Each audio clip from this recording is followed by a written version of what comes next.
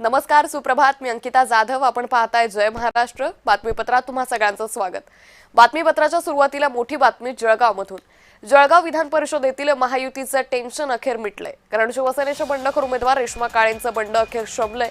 उपमुख्यमंत्री एकनाथ शिंदेंच्या भेटीनंतर रेश्मा काळेंनी माघार घेतली.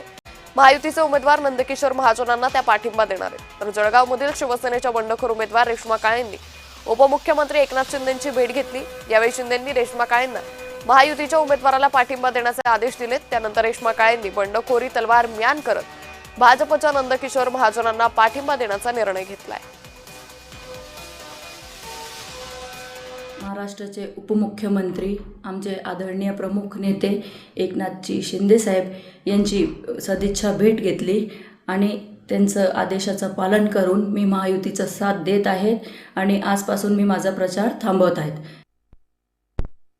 मला वाटतं एक महायुती म्हणूनच सगळे लोक एकत्र आहेत आणि आमच्याकडे महायुतीकडे बहुमत आहे आणि त्यामुळेच या निवडणुका मी सुरुवातीला सांगितलं होतं की महायुती म्हणून आम्ही 17 निवडणूक सुरुवातीला जेव्हा बिनविरोध व्हायच्या अगोदर आम्ही या सर्व निवडणुका जिंकणार, कारण बहुमत आमच्याकडे आहे आणि त्यामुळे या निवडणुका ज्या बिनविरोध झाल्या त्या वगळता इतर निवडणुकांमध्ये महायुती जिंकली.